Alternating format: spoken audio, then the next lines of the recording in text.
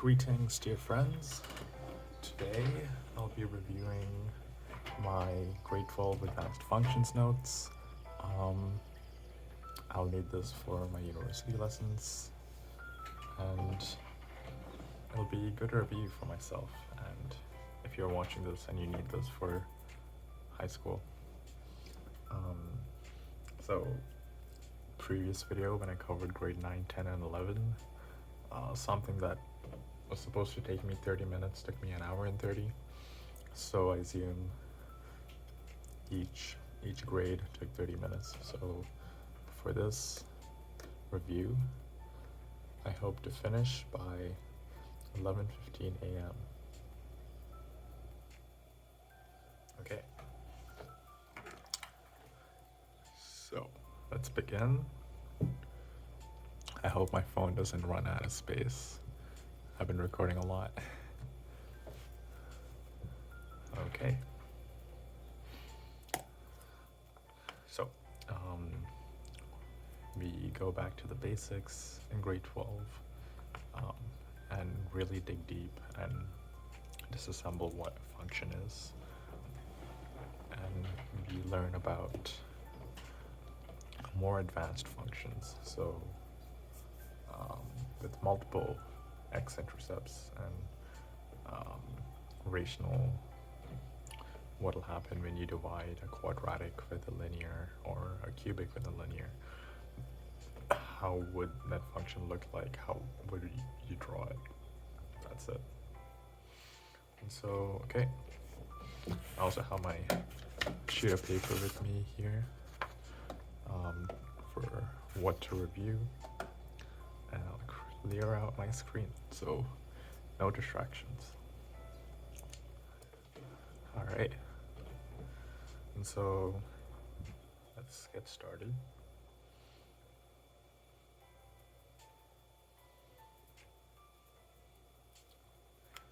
So a turning point is a point on the curve where the function changes direction from increasing to decreasing or vice versa. So the local maximum, this would be a turning point, that would be a turning point.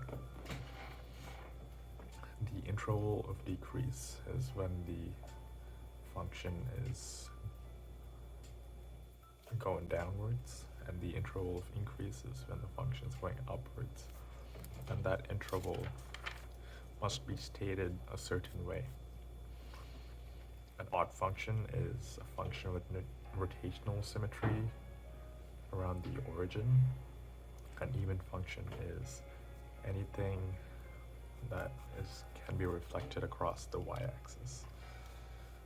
And these are all still functions because they all pass the vertical line test.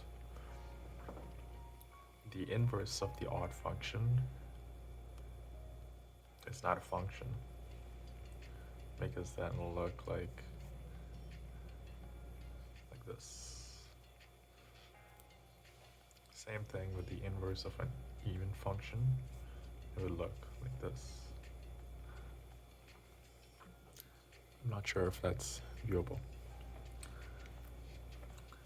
As you can see here, an odd looks like this, and even looks like this.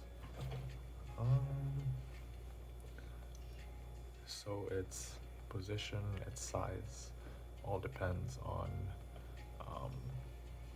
its degree, how high the exponent is, and also if the coefficient is positive or negative. Let me put a 30-minute timer. Okay. And alright. So a function is continuous when it doesn't contain any holes or breaks over its entire domain. A discontinuous function would be a function with a break or a point of discontinuity. An asymptote is a line that the graph of a function or relation approaches on some part of its domain. So approaches meaning if this is a line, if this is a vertical asymptote, approaches, meaning it would go really close to it, never touch it. That line is called the asymptote. And asymptotes can be horizontal, it can be slant, it can also be an asymptote that looks like a parabola. And you'll see these when you divide a higher degree function with a lower degree function, and its quotient you end up, if it's a quadratic quotient, its asymptote will be quadratic.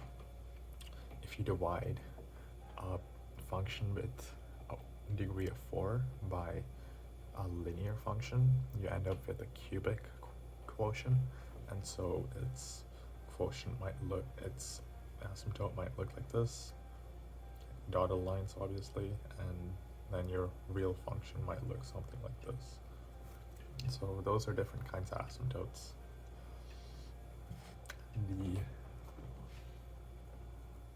The end behavior, the value of f of x approaches as x approaches, the value f of x approaches as x approaches positive or negative infinity.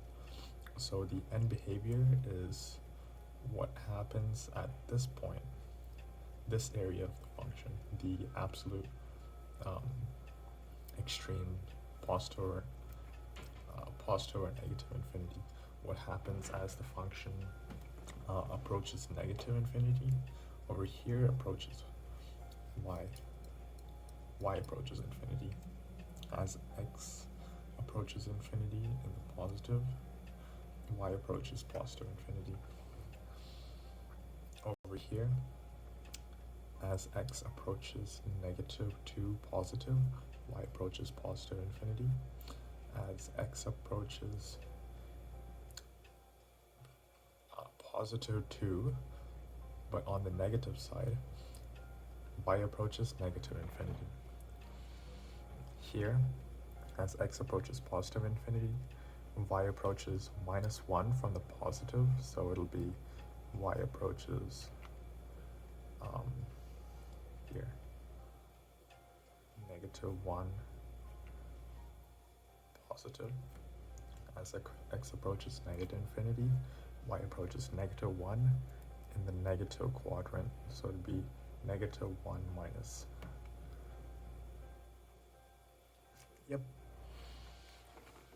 A piecewise function is a function defined by 2 or more rules on 2 or more intervals. As a result, the graph is made up of 2 or more pieces of similar or different functions. So here you got an upside down quadratic function and an absolute value function over here and a linear function over here. A piecewise function can either be continuous or discontinuous, and its discontinuity is stated by the restrictions you have here. This would be a continuous function because you can draw it without lifting your pencil, and this is a discontinuous function because you cannot draw it without lifting your pencil. You need to skip it, draw a hole, and draw a line. This is a continuous function, and this is a discontinuous function. Over here, we talked a little bit about rotational symmetry. Coming back, this is slightly confusing, even for me. If you want to prove if a function is even, you fill up all values of x as negative. So let me take that. F of x equals to -2x squared plus 2x plus 2. So to prove that if this function is even, actually let me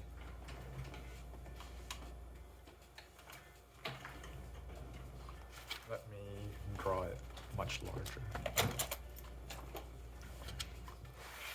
To prove this function is even, minus 2x squared plus 2x plus 2. You fill up all values of x inside the equation with negative 2, negative x, so negative 2, 2, negative x plus 2, minus 2. The square of negative x is x squared. 2x minus 2x plus 2.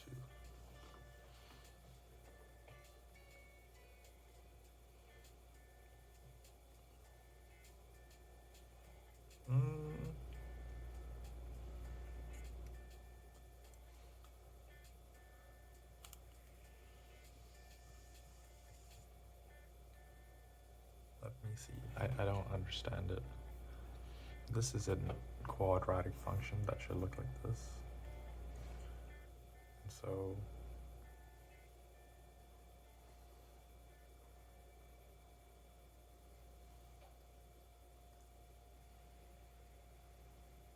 I'm gonna search that up. I said I was confused about that, so I really am confused about it. How to prove if a function is even or not.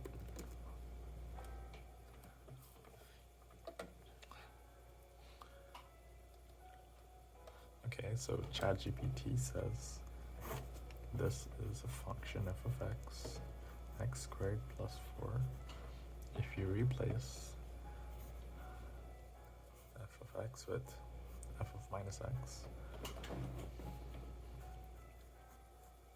plus 4, this would turn into x squared plus 4. And, oh, I understand now what I did wrong. This negative times a negative is positive, right? So the rule says the function is even when f of negative x is f of x. I got that correct because now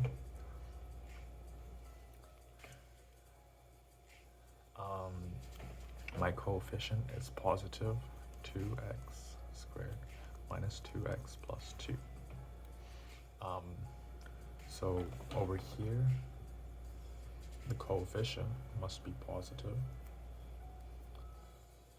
and over here, the coefficient must be negative for it to be odd. You need to solve for both sides to see if it's similar. If not, it's something else, okay? So,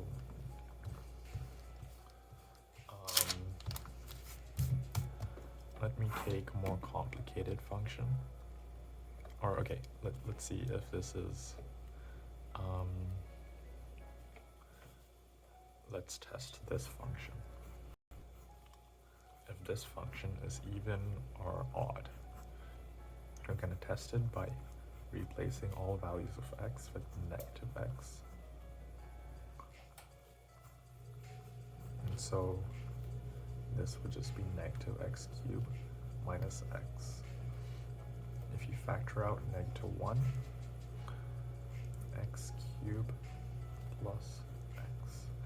And so, as you can see, this function, f of negative x, this function, for a function to be odd, f of negative x needs to be f of x, and that is not the case over here. This function is not even, it's odd because f of negative x equals to minus f of x. This is the same thing as minus x cubed plus x.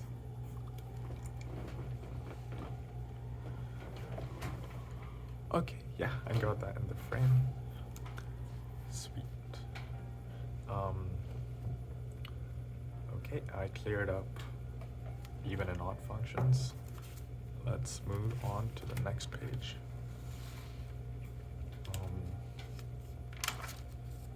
Absolute value functions. So I'm solving linear inequalities. These next few pages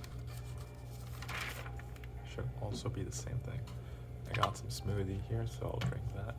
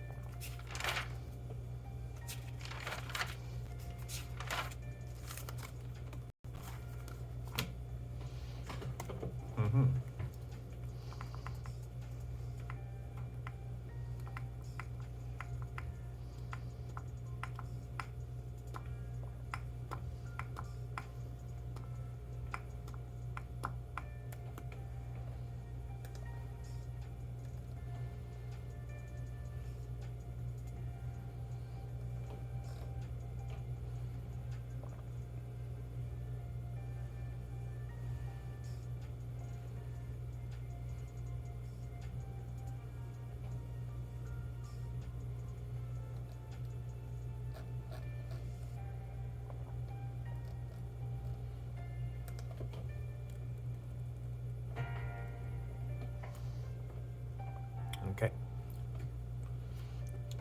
And so now moving on to absolute value functions. Let's see.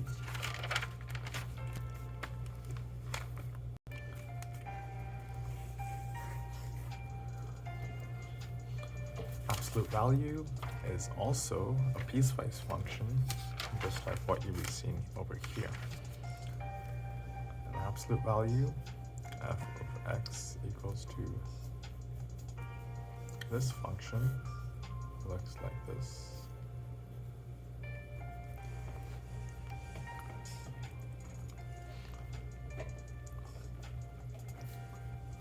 An absolute value function is also the same as, let me write that down better. I don't think that's right.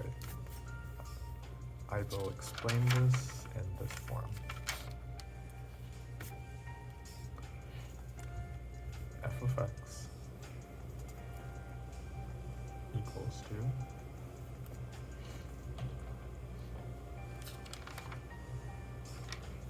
x and minus x as x is greater than or equal to 0 and when x is less than 0. So this and this is the same thing, and it still holds true to the graph of an absolute value function. Because when you draw this piecewise function separately,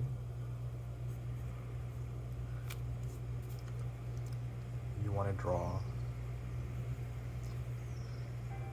a line, x, that is greater than or equal to 0. So all x values are greater than 0. And for this piecewise, you're going to draw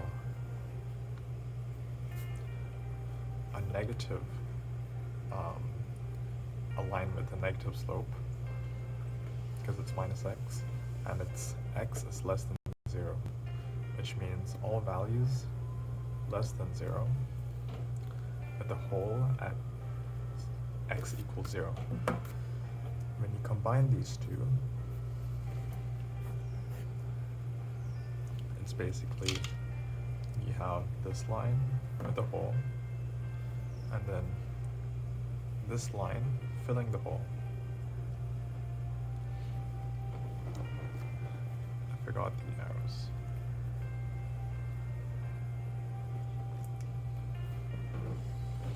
So that is the breakdown of an absolute value function.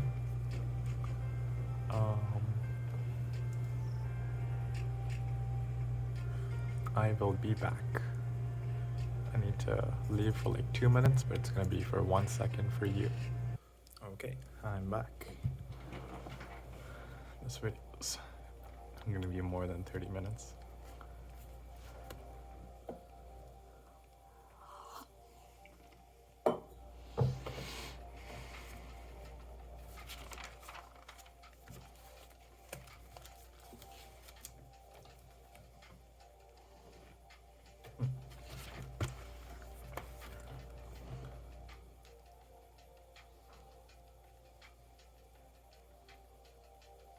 So over here it says that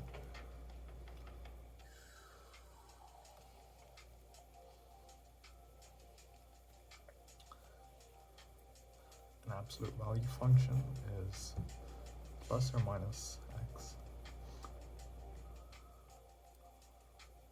And so in order to solve for the left side of the function and the right side of the function, you must split the absolute value into two different equations and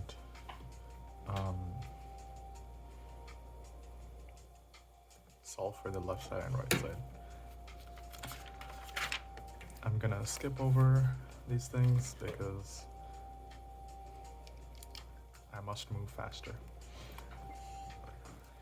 Same thing with linear equalities. This equation must be split into two different parts to solve for x.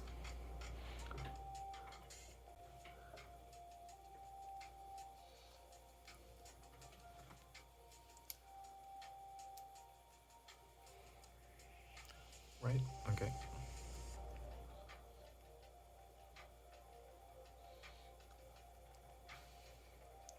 This is a linear equality with an absolute value function. Same thing, you must split it into two different functions, just like here. And an important thing you notice here is when you divide, see, you bring a negative 3 to the other side by dividing it. When you divide, when you bring a negative number to the other side by dividing or multiplying, the inequality sign flips for the function to hold true. When you bring a negative number to the other side through adding or subtracting, the inequality sign stays the same.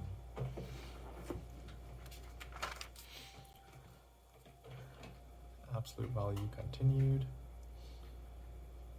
Sometimes the solutions are not possible and must be rejected. These are called extraneous roots. So you need to check if the solution is right on both sides. The right hand side of the negative side of the equation is positive, is the same, but the positive side of the absolute value does not equal the left and right side. So since they're not equal, this is minus 3x is an extraneous root, while x equals 1 is like the correct root. Okay. There are several different types of discontinuities. We will explore this more in calculus, but these are the three common ones you'll see in advanced functions. These are very, very important. I had to write it down because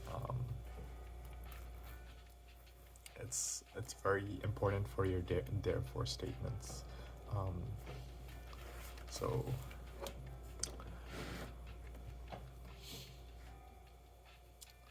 let's see.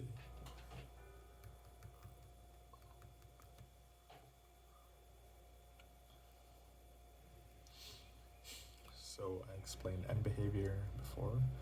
Interval of increase and intervals of decrease. So if you go back to, if Nikhil goes back over here,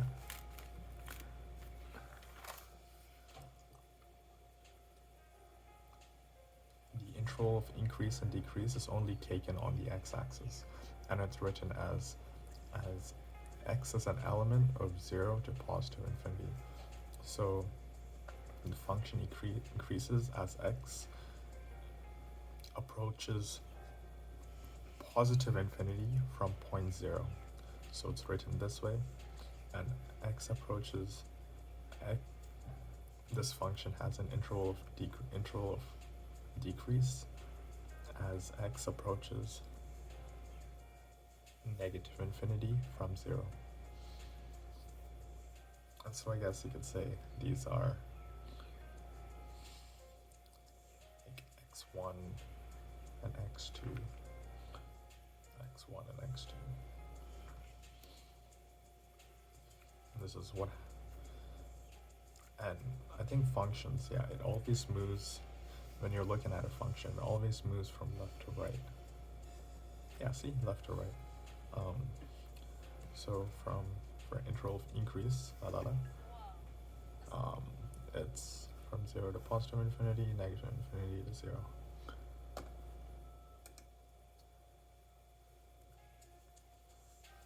Set notation. The domain is all values of x, and the range is all values of y. So x is an element of all real numbers because x approaches to negative and positive infinity. But y, all values of y only exist along the positive y-axis. It doesn't exist on the negative axis because it doesn't point downwards. So x is an element of all real numbers for the domain. And here, f of x, or y is an element of all real numbers, but y is greater than or equal to 0. If this function was drawn the same way, but in fact, instead there was a hole over here, the range of this function would be f of x is an element of all real numbers such that x is greater than, such that f of x is greater than 0. Curly brackets. Since there's a hole here and 0 doesn't exist, you must put greater than 0, not greater than equal to 0.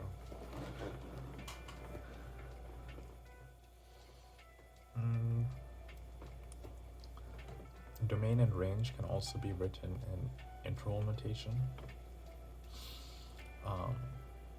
X is an element of negative infinity and positive infinity, and here y is an element of 0 where it's included, so there's square bracket, and positive infinity. And so, yeah, the reason why infinities doesn't have a square bracket is because I have no idea. Infinities always have a round bracket.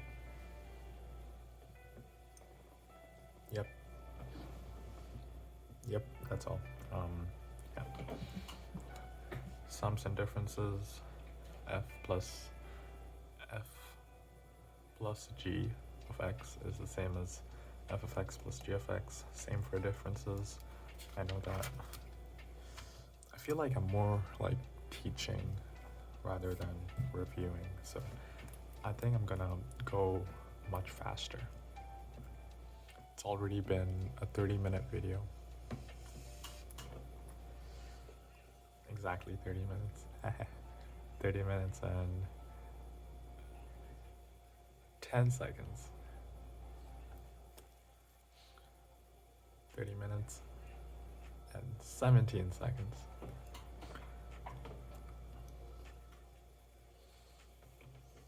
Okay. Minimum, maximum.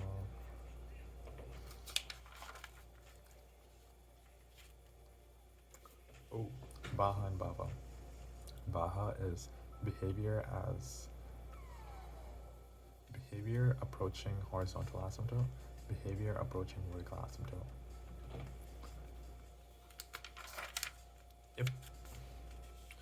And behavior is what's happening here, and Baha and Baba is what's happening here.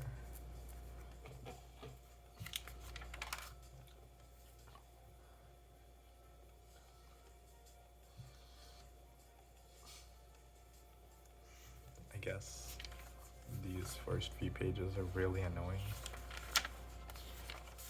until you get into graphing, and graphing is even harder. So this video is definitely not going to be short. It's also been a very long time since I reviewed any of this, so I kind of need to review and teach it a little bit to myself.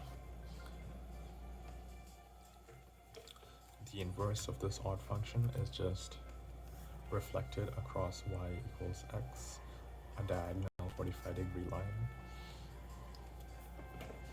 The product function is just f product of g equals to, oh my god, damn.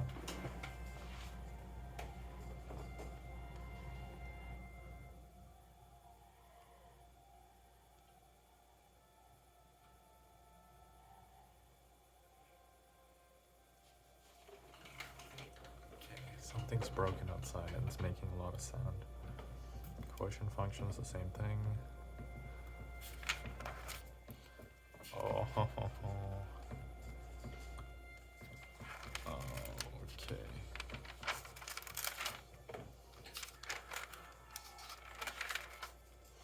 Okay, I think I went ahead a little bit too much. I took my notes in such a funky way. My notes for inverse function starts here, and then it goes over here, and then over here. So this is sums and differences. This is products and quotients, and composition of functions. F of g of x is the same as f of g of x is inside f of x.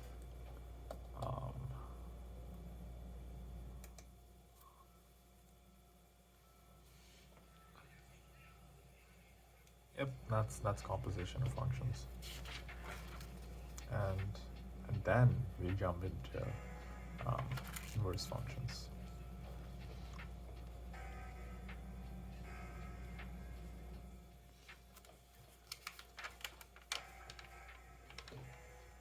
Oh wait. I made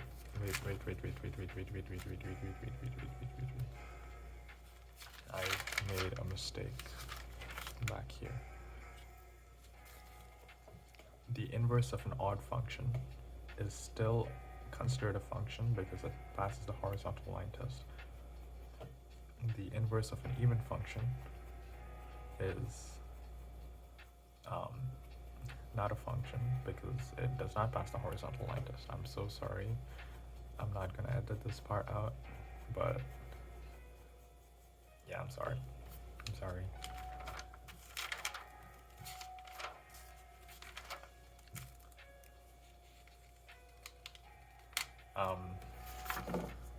If somebody is taken my word for it back then, and if it contradicts with what your teacher has thought, then ask your teacher, because your teacher knows better. I'm a student. Studied this like 1 year ago.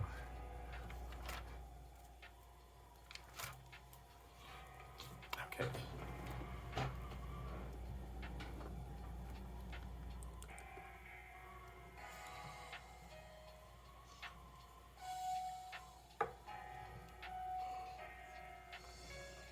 Inverse functions.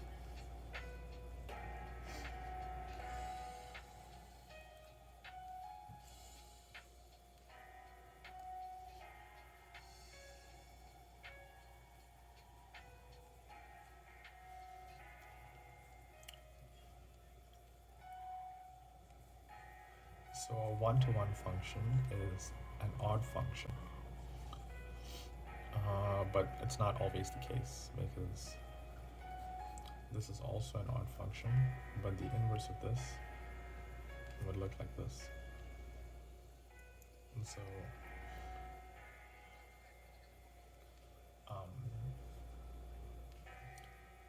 right, so not all odd functions are one-to-one functions, because its inverse does not pass the vertical line test. And so to find out if a function is a one-to-one function, the original function needs to pass the horizontal line test. So this is this function f of x equals x to the power of 3. It passes the vertical line test, and it passes the horizontal line test. There's only one value of y for one. There is only one value of y for another value of x. There is only one value of x, and there are no duplicate values of x. Oh, okay, alright. Here it fails the horizontal line test, because this function's taken as the inverse, it fails a vertical line test. So its inverse is not a function, so therefore the quadratic function is not a one-to-one function.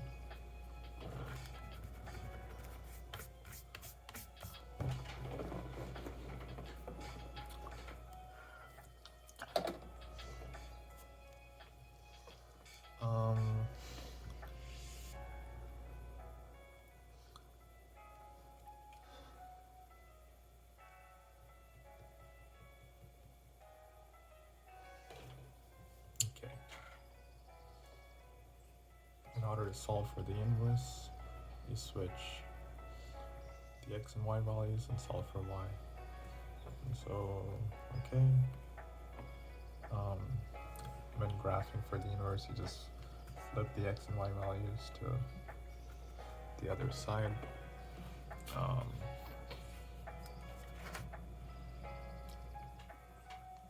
Right.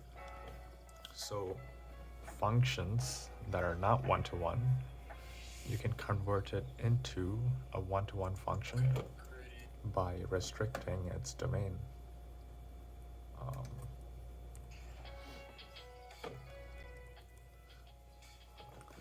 So this quadratic function, you can say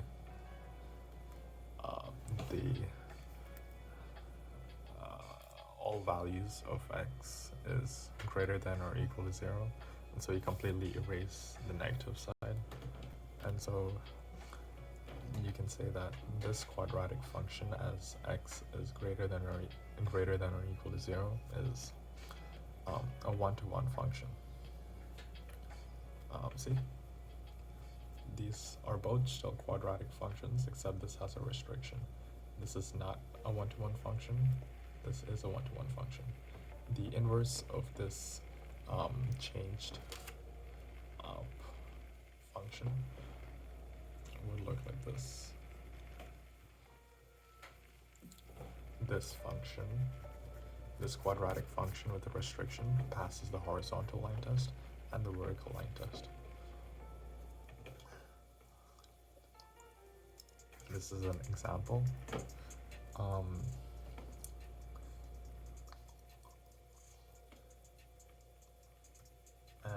yep, that's all. And then moving on to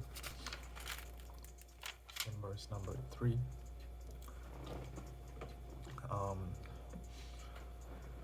The point where the original function and the inverse of the function intersect is called the invariant point. And my guess is that in order to find the invariant point, you make x to the power of 4 equal to that. And so you just solve for x, and then you'll find that point, and you take that x value and put it into f of x, and you'll find the point y. And so that's how you do it. Let me quickly solve this because it looks interesting. The power of 5. So you bring it to the other side.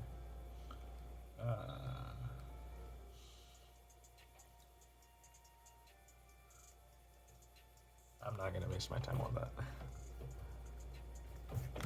Okay. And finally, how do you prove that a function is an inverse of another function? So,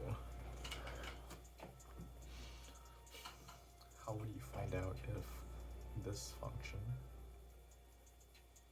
is an inverse of this function? You would use the composition of functions. If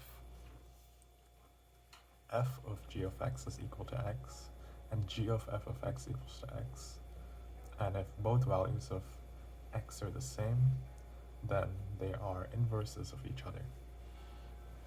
That's basically it.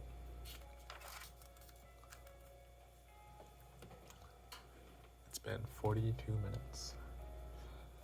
I should speed up because there's a lot to get through. But I finished half the book, so that's quite delightful.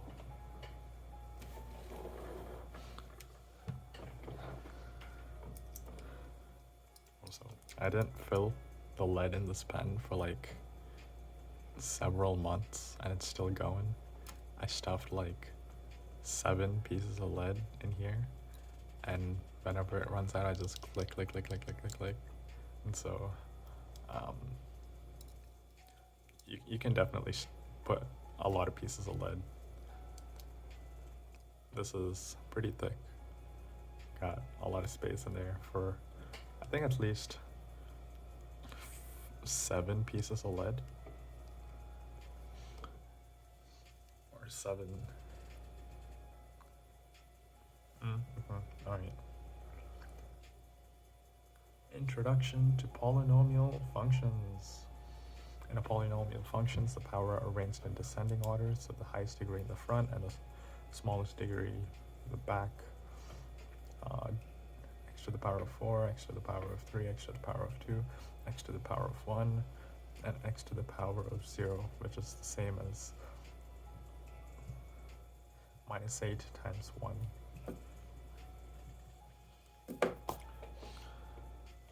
The degree of the function affects the shape, as you can see here, and its leading coefficient, the value of the coefficient, and its sign, positive or negative, determines its end behavior and orientation.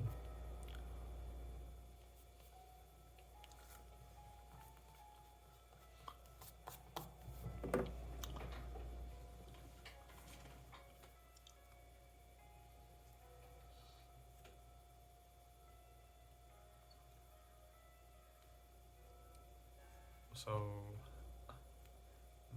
n is the same as the number of n is the same as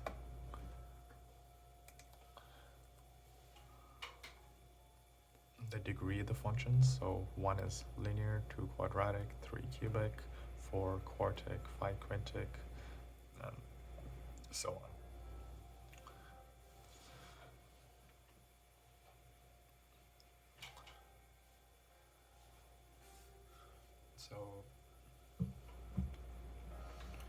the case usually for the domain is x is an element of all real numbers, but it can be restricted depending on the context. So rational functions can have a different domain. Rational functions meaning two functions divided by each other. The exponents must be whole numbers. So I guess I can write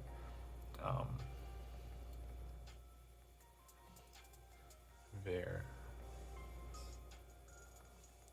n as an element of all real integers. It cannot be a decimal integer. It must be a real number, a whole number. And polynomial functions, since they're not divided by each other, they have no horizontal asymptote or vertical asymptote.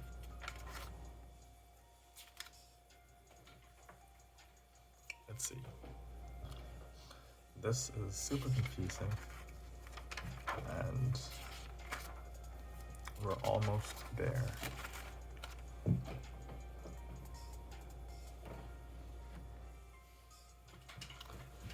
Let me try to get more coverage. Sweet.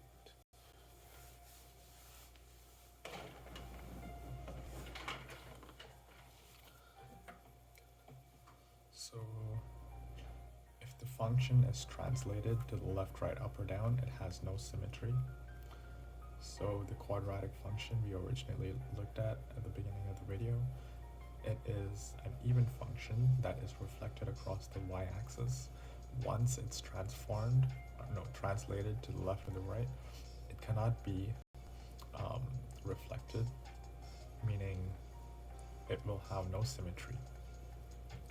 So translated is the big word that applies to all of this.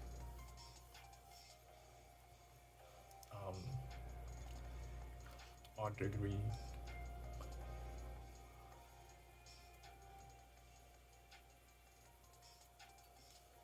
well, I guess it's only for the first point. Odd degree functions can have symmetry that is neither even or odd. If all functions are odd, then there will be odd symmetry. For even exponents or vice versa.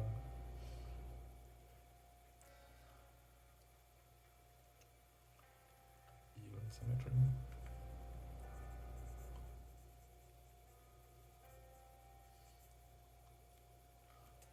If there are a mix of odd and even exponents, there will be no symmetry.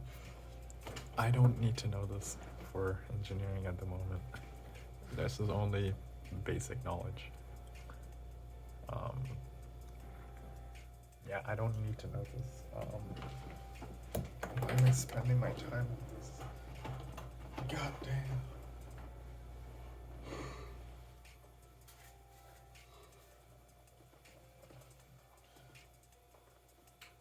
I guess recording video, if you reviewing, gets your thoughts out into words, and so you listen to yourself more. So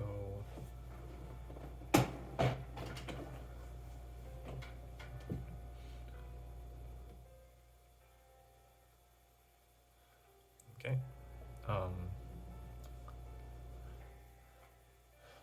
If the degree is even and all the degrees are even,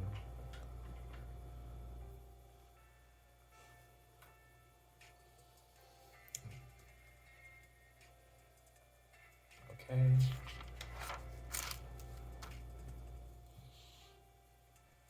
And now we're moving into graphing functions.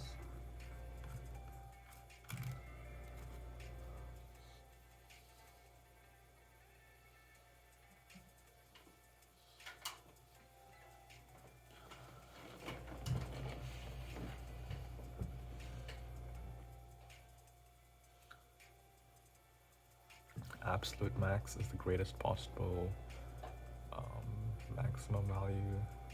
Absolute minimum is the least possible minimum value. When maximum and minimum is used without specifying absolute or local, it should be assumed that it is an absolute maximum or minimum. Local maxima and local minima are also known as turning points, where the graph changes from interval of increase to decrease. So that is an absolute maximum, that is an absolute minimum, this is a local minimum, maximum, local maximum, minimum, and these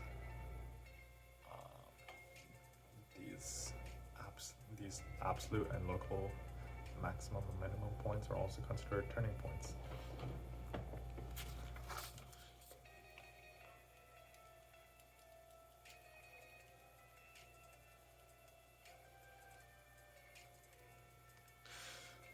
When a function changes direction, when the curve changes direction, that point is called an inflection point. And when it turns, it's called a turning point. So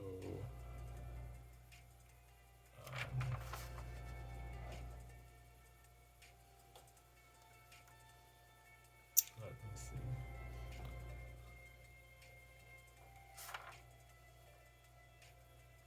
Alright. So a turning point in all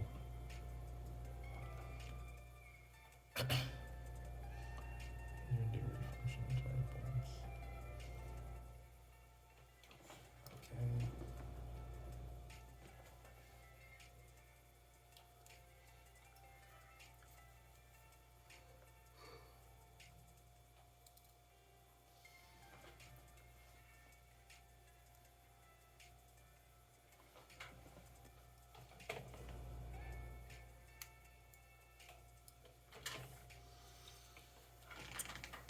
I'm gonna go faster.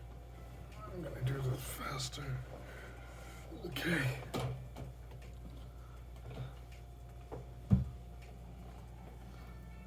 -2 minus 1 plus 2.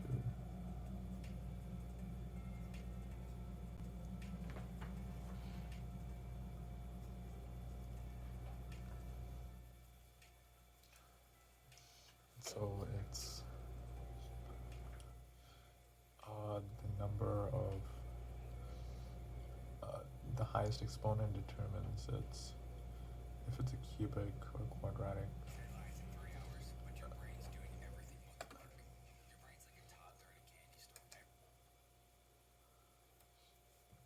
Yeah.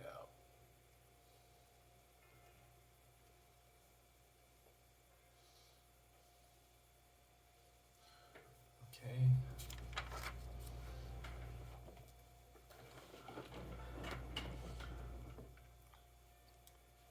I guess you need to know this for high school, but not for university. I've seen it in my lecture, but I don't really need to know it. Yeah. You take the coefficient times the degree of the polynomial. I don't need to know this. And so, okay. After this, I'm gonna eat food immediately. I'm feeling low energy.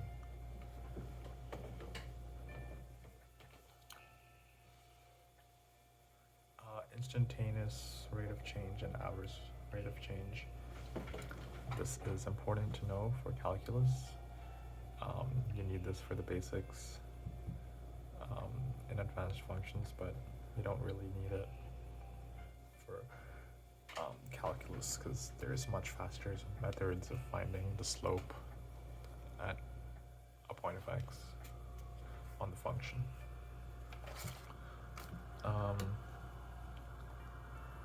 There are new ways to factor cubic. It's by using the SOAP method. the same value, opposite value, and this value is always positive, the same, opposite, and always positive. Okay.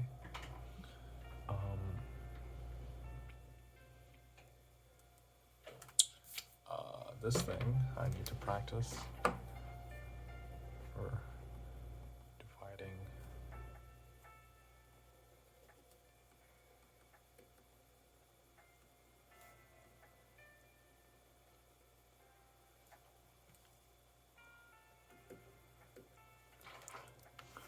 dividing is important if you need to find out the horizontal slant quadratic asymptote. You need to divide the rational function. And this also includes synthetic division.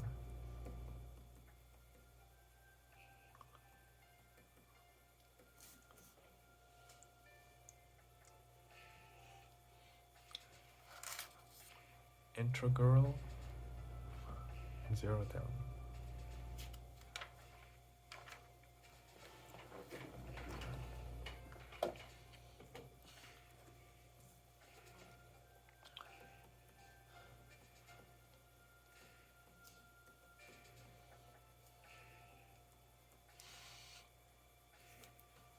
So to take a very long polynomial function and factoring it.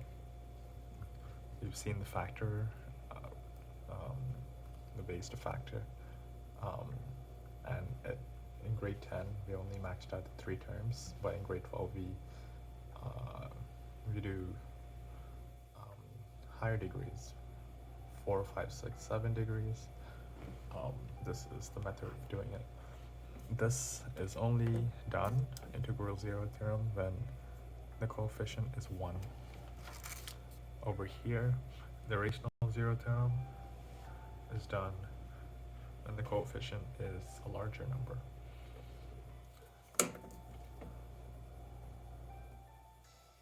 Rational zero theorem. I need to practice.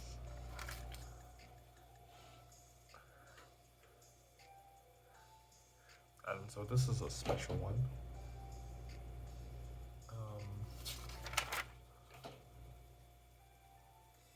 So here there is degree 3, 2, 1, 0.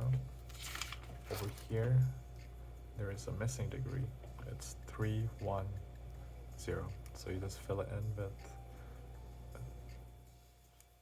coefficient x, 0x to the power of 2, and you find your factors.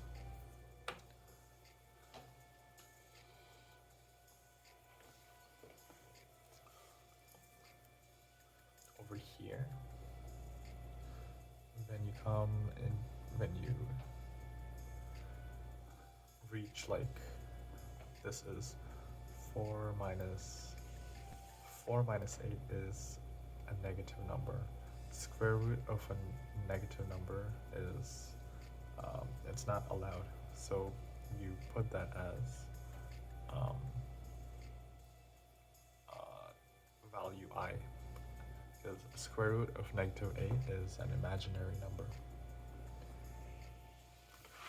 Over here, I was really confused with all the types of numbers, so I had to organize all of them. Complex numbers is everything you can ever find. Imaginary numbers is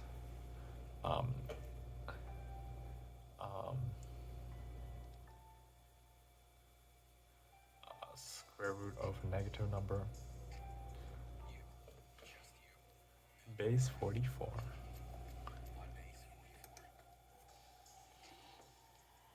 Complex numbers can be split into real numbers and imaginary numbers.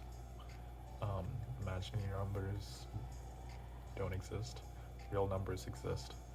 And real numbers are like fractions, whole numbers, decimal numbers, integer numbers, and real numbers can be split into rational numbers and irrational numbers. So numbers that cannot be written in a fraction of 2. So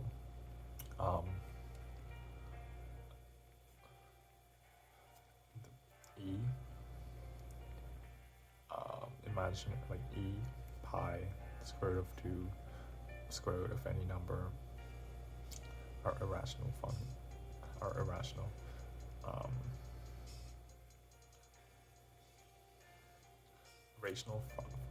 rational numbers can be split into fractions and integers, and integers can be split into negative, 0, and positive numbers, or they're also called natural numbers. 0 and all natural numbers are considered whole numbers. So it can be very confusing when your teacher throws all of these different types of numbers at you and you don't know the meanings of them. So it is very helpful to have this drawn out, so you know the meanings. Especially in university, they're gonna throw all these terms at you and expect you to know them, and this is how they expect you to know it.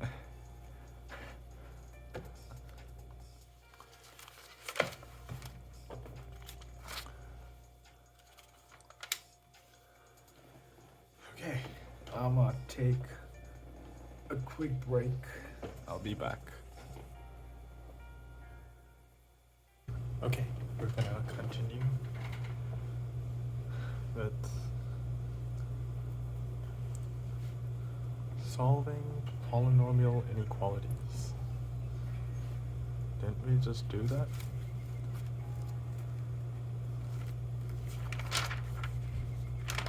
This was solving linear inequalities. Oh, okay. Solving polynomial inequalities.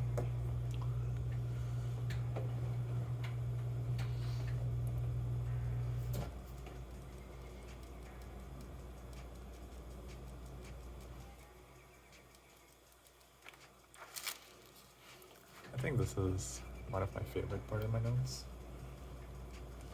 So I use the rational zero theorem over here. First, I order everything from greatest to least degree, and I put the function on the left side, and then the greater than, less than or equal to, and then 0. And then I use the rational zero theorem to factor everything out. And I solve for the x values, and I place them here. And then I put those x values here, along with negative infinity and positive infinity. And I put those exact same factors over here. And so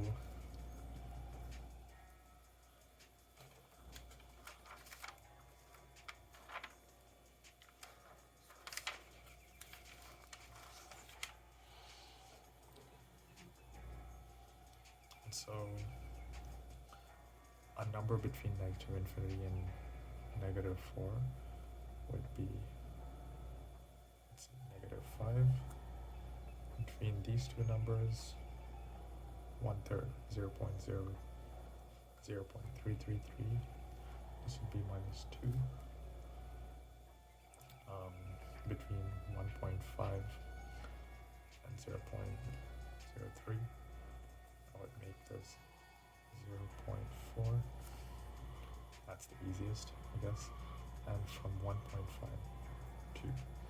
And so if you put these values into here, into here, into here, this into here, into here, into here, you're going to find out the answer is either positive or negative. And then you multiply all of these positive and negatives together. And so negative times negative is positive, positive times negative is negative. Same thing over here. negative times negative is positive, positive times positive is positive. So since you're finding all values of x that's less than or equal to 0, you know that over here, all values of x that are between negative infinity and negative 4, you take that and place it here, and 1/3 and 0.3/2, you put that over here. And since it says these values must be included, it's less than or equal to 0, you put square brackets for all of the numbers and round brackets for the positive or negative infinities. Same thing over here. But what if there's a case where the inequality sign is just a greater than or a less than? In that case, the process would be entirely the same, except